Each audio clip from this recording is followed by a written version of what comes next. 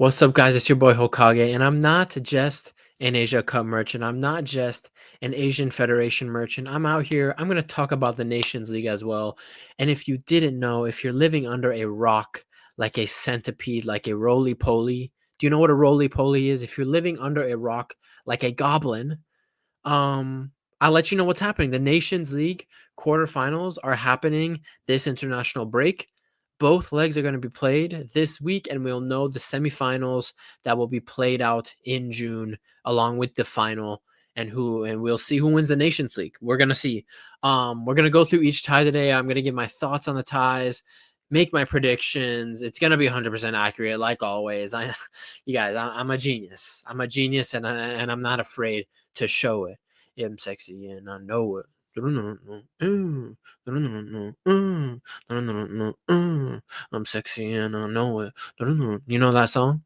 No shoes, no shirt, and I still get service. Ah, girl, look at that body. Ah. Anyway, rest in peace, LMFAO. Legendary 2-year run those guys had. Anyway, I've already wasted your time singing like a homeless person. Let's just get into it, man. Let's start. Where should we start? Should we start up here? Germany, Italy. I'm going to start with Spain, Netherlands. Now, obviously, Spain, they're the Euro champions. I believe in like 25 games, they've only lost once.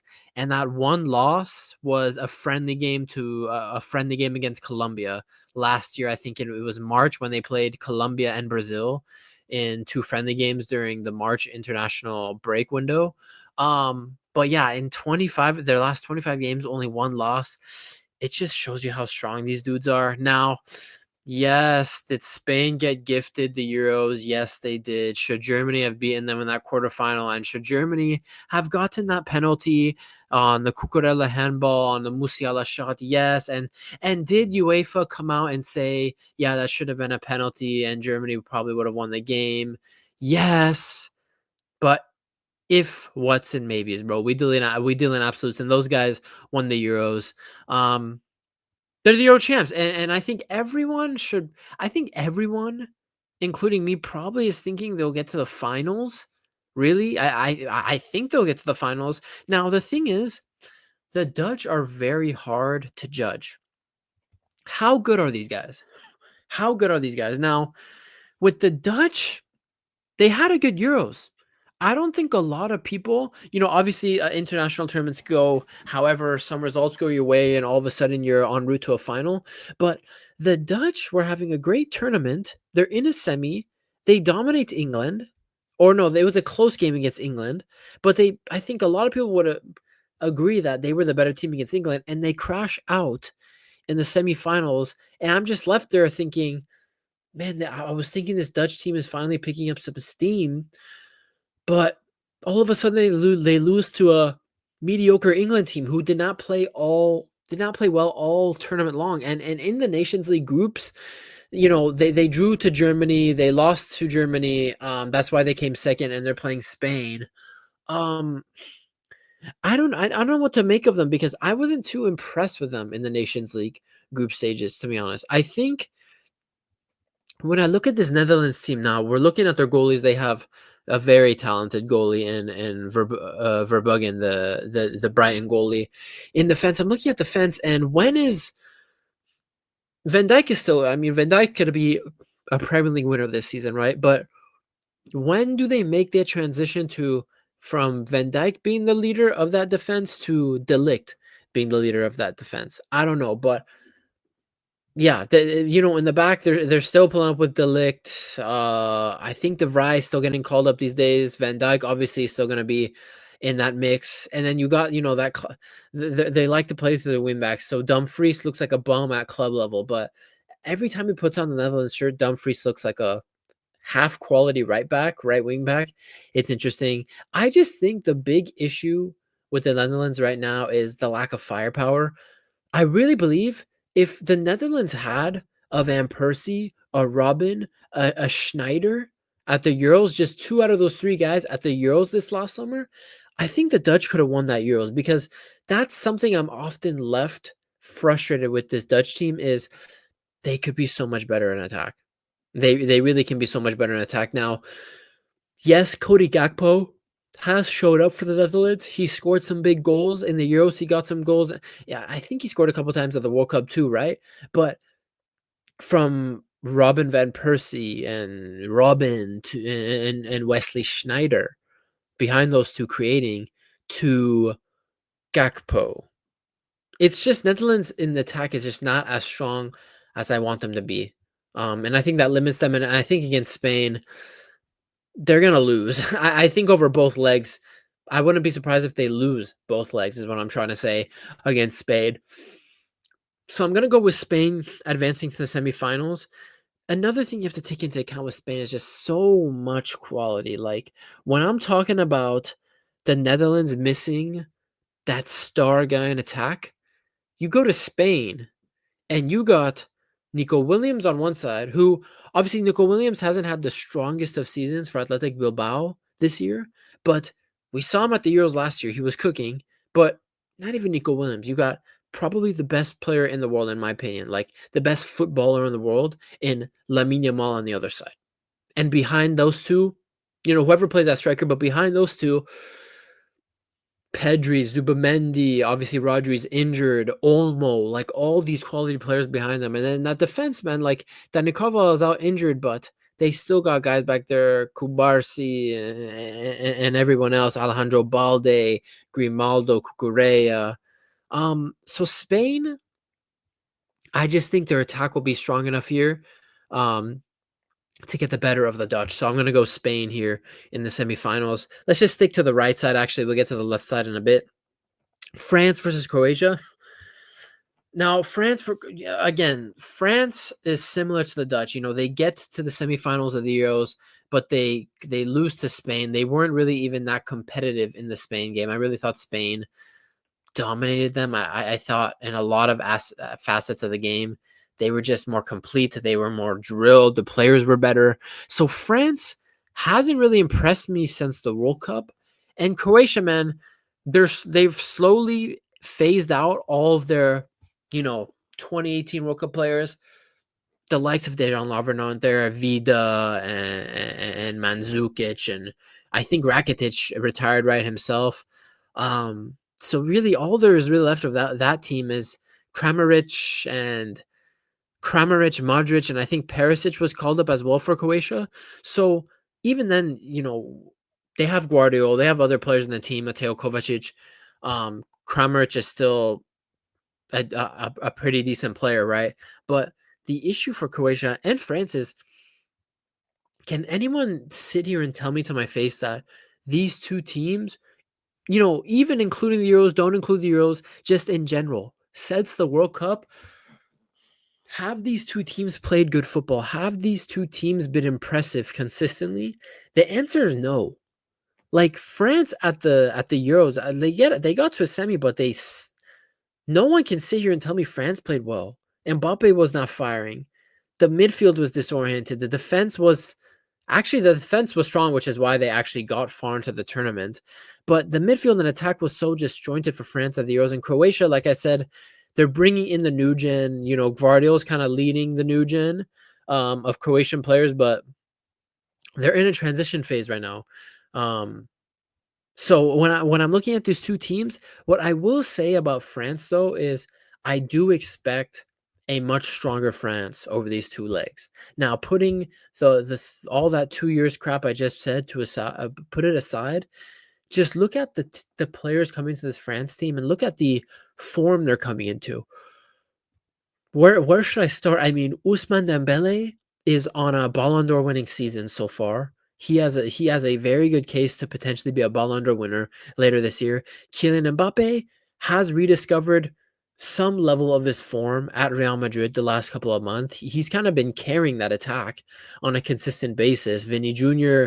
is not really doing it for Real Madrid. Kylian Mbappe has stepped up and been that guy more consistently in the league for Real Madrid. You're looking at you're looking at Michael Olise, probably the signing of the summer across all of Europe, tearing it up for Bayern, just being an instant starter in that team and benching Coman, Gnabry, and Zane at Bayern. Then you got to go to the defense, just a little bit of Bayern bias here, but You have Upamecano, who's playing the best football of his career. I'm just looking at the attack, bro. I'm thinking of a potential. I think this might be the France front three, but Dembele, Mbappe, Olise. I just don't see with the form those guys are in. No shot that these guys don't go through. I think France, maybe Croatia park the bus and try to counter that. Like this is what Croatia does, especially with an aging Modric in midfield. But I wouldn't be surprised, man, if France come away 5-0 winners on aggregate. Like these guys are coming into this Nations League quarterfinal with a ton of players on form and a lot of attackers coming in on fire. So France, I'm gonna go for France in the semifinal. Little, semifinal, Euro semifinal, run it back, a little semifinal replay. Spain versus France, that's going to be interesting. But yeah, I think over the two legs, I wouldn't be surprised if we get a 5-0, a 6-1 for France versus Croatia. So yeah, that's what I choose there. Let's go to the left side of the bracket now. Let's start with Germany, Italy now. Now. So how do I judge this? So coming into this window, I think I'll tell you right now, I favor Germany. Now, is that my German bias? Maybe. But if you just look at how Germany plays now, the consistency and style of play identity they play with under Julian Nagelsmann, he's revived this German team. Yes, they went out in the quarterfinals at the Euros, but I think a lot of people would argue that they were the best team. They were the most exciting team along with Spain. They played better than Spain in that quarterfinal. So Germany is really on the come up here. Obviously, led by the likes of young players like Musiala and Wirtz. Although Wirtz is not called up for these games because he has an ankle injury, so Wirtz won't be there. But you have Musiala there. Sané and Leon Goretzka earned themselves call-ups again. Leon Goretzka called back to the German team for the first time in a year and a half, I think, 2 years almost. So he's back. You got in the midfield for Germany, the future of the German midfield, Bischoff, Angelo still at Stuttgart, Alexander Pavlovic. It should be noted though that Bischoff isn't in the team. He's going to be playing in the younger team. I think he's going to be playing in the under 21 Euros for Germany this summer. But more importantly, Alexander Pavlovic has been dealing with a sickness at Bayern, and he wasn't been able to get called up. So you're going to see in these two games against Italy, you're going to see Angelo Stiller and Leon Goretzka most likely as the double pivot for Germany. And then in the defense, you have Rudiger. Now, Rudiger started the season off. He was not his best for Real Madrid at the beginning of the season, but we're seeing in the last month or two, he is regaining his form and he's back to being one of the best center backs in the world. And alongside him, you have Jonathan Tah, who has been one of the best defenders in the Bundesliga, has really thrived so much ever since coming under the wing of Xabi Alonso at Leverkusen. And they have, in my opinion, the best right back in the world, Joshua Kimmich. Now, obviously, Joshua Kimmich plays midfield for Bayern, but when it comes to the German team, Julian Nagelsmann has made it completely clear to him that he will play as right back. He's an excellent right back. And then they have Mittelstädt and David Raum for left back options as well. So the German team very strong front to back. The only thing this German team missing is that world class number 9. Now, obviously, Kai Havertz is out for the rest of the season with the injury, so he wasn't called up. Niklas Füllkrug, ever since his move to West Ham, has just been riddled with injuries. So you're going to see Germany line up with a Tim Kleindienst from Mönchengladbach or Jonathan Burkhardt from Mainz. And actually, it's reported that Jonathan Burkhardt will actually get the start in the first Italy game tomorrow for the German national team. So very strong Germany team. Musiala leading. He's going to be the star. He's going to be the guy people watch. Watch for Angelo Stiller. Now we go to the Italy team. They had an awful Euros. This team was so unimpressive. They were so flat. They were so uninspiring. Besides that one Calafiori moment, I think it was, they were horrible. Italy were probably the flops of the tournament. They were. As defending champions, they were flaccid. They never got erect. Italy never got erect. Now, coming into the games now, Italy's in a weird position. Now, they came second in their group in the Nations League behind France. They did beat France 3-1 in that first Nations League group game, but at the end of the group, they played France again, obviously, and France beat them. I think it was 3-1 return, so they got their get back. But for Italy, I'm just looking at their team. I'm looking at Di Marco, been an excellent player for Inter. I'm looking at Bastoni. I'm looking at Calafiori, Donnarumma. I'm looking at Barella. From defense to midfield, these guys are. I mean, absolutely in defense, Italy are strong. They're strong. Look at the names they have. Look at the players they have. You go to the midfield and attack. The midfield, you have Barella. You have other players. So they're not horribly weak in midfield. But the Italian attack, like besides Retegui, I can't say his name. Is it Retegui? Retegui for Atalanta, who has, I think, 22 goals in the Serie A last time I checked.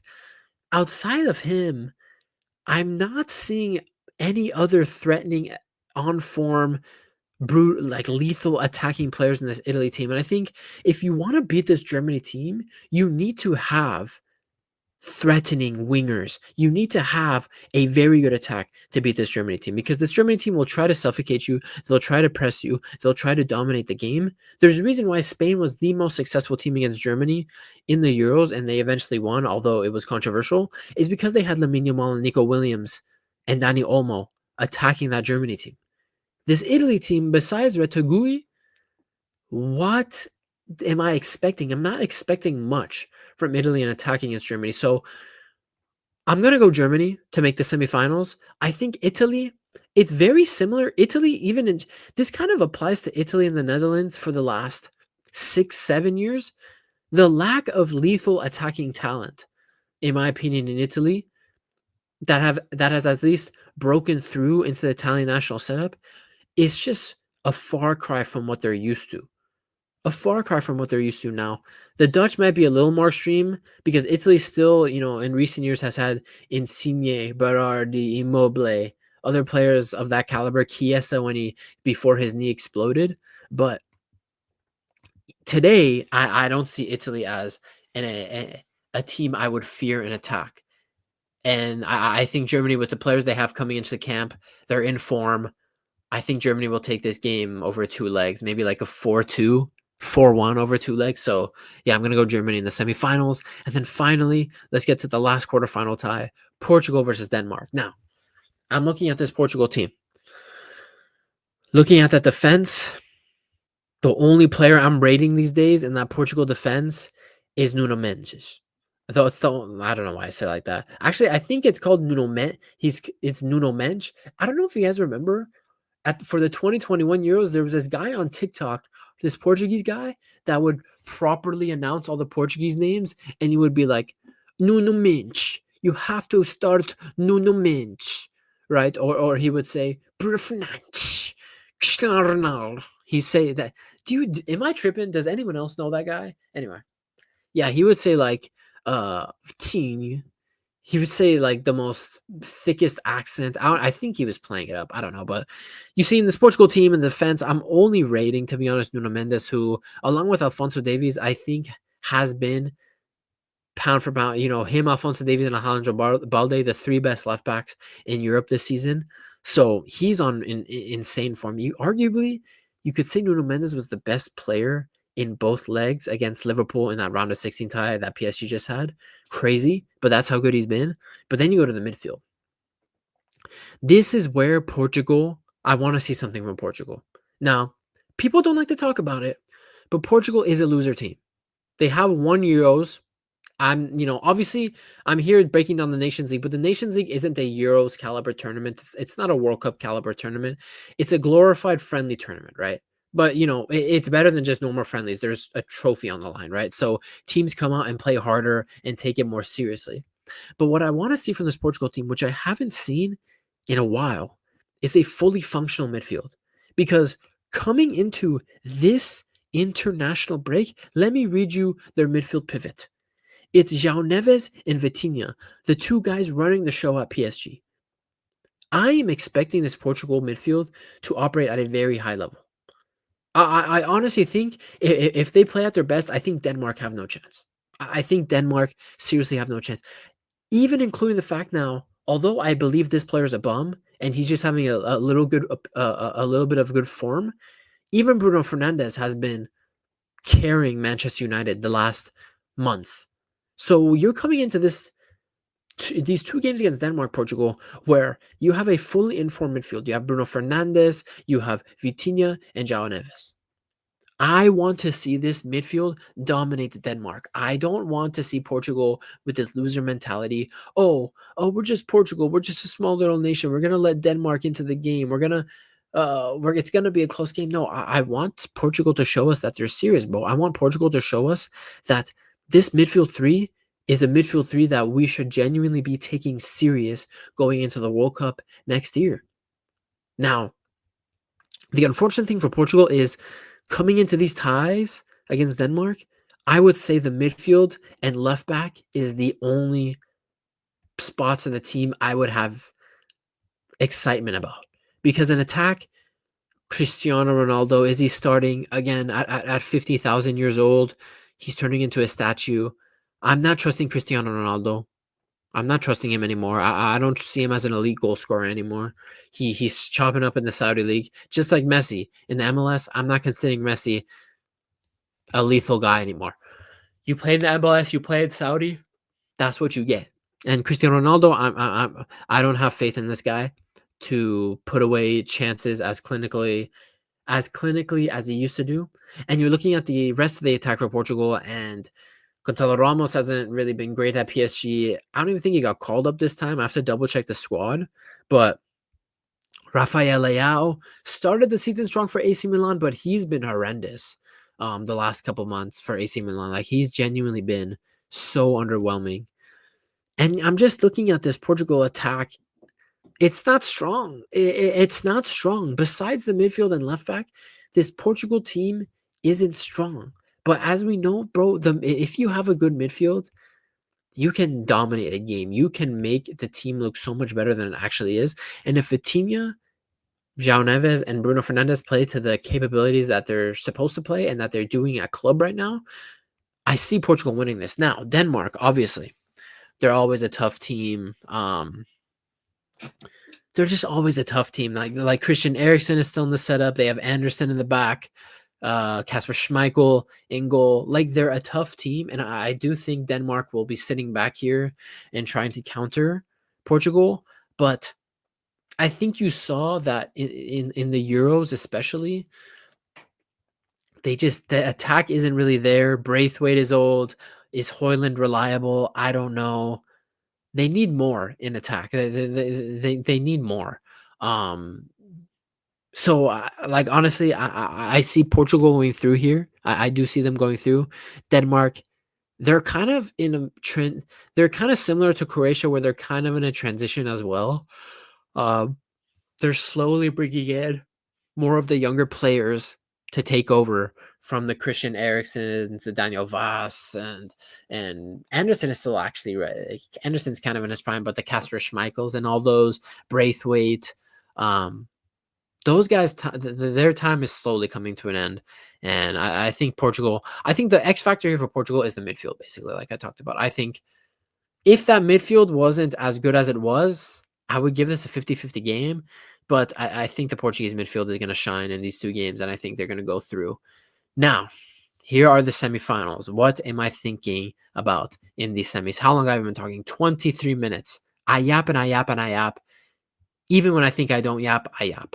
Let's go through these quickly. This is only meant to be a quarterfinals prediction, but let's just see how I played out. Now, I'm looking at Spain versus France. Now, if France go through against Croatia the way I think they're going to go through, with Olise, Mbappe, and Dembele firing off, great. And this Spain versus France game all of a sudden is going to be super juicy, and I'll be really excited for it in June. But that's an if. In fact, actually, I'm not going to predict these semifinals, but this is what I think the semifinals will be. But let's just let's preview these games. If France come in and beat Croatia like I said they would, if Mbappe, Dembele, and Olise are firing, right? France versus Spain in June is going to be juicy. Spain, obviously, I think the way Barcelona is playing, a lot of Barcelona Spanish players are going to be in the team. Those guys will be coming into form. So that Spain and France game, I guarantee you, is going to be more entertaining and more exciting than the semifinal match they had in the Euros last summer. Germany, Portugal, I just look at this Germany team now, and the Portugal team, I just think, first of all, people need to remember Germany owns Portugal. Like they always beat Portugal. They always hand them an ass kicking. So I'm massively favoring Germany either way, whether players are in form or not. But just going off how players are playing at the moment, the Germany team and the squads, the Germany team is just more complete front to back compared to Portugal. And, by the time this game rolls around, more players that have been out from injury will be back. Fulkrug, Verts, uh, Pavlovic, all these guys are probably going to be back for this game. So I would favor Germany. So potentially, I think we're probably going to see Germany in this Nations League final. I would say if France come in the way I think they're going to come in, this is a 50-50 game, Spain versus France. So interesting. We're going to see what's going to happen. Again, I think Germany is going to beat Italy. I think Portugal will beat Denmark. Spain will beat the Netherlands, and France will beat Croatia. And that's going to give us a pretty nice, a pretty sexy semifinals. I genuinely don't think there's going to be any underdog win here. I think Italy's the underdog in the Germany game. They won't go through. I think the bookies have Netherlands as the underdog, Croatia as the underdog, and Denmark as the underdog. I don't think we're going to get any surprises. I think this is going to actually be kind of straightforward.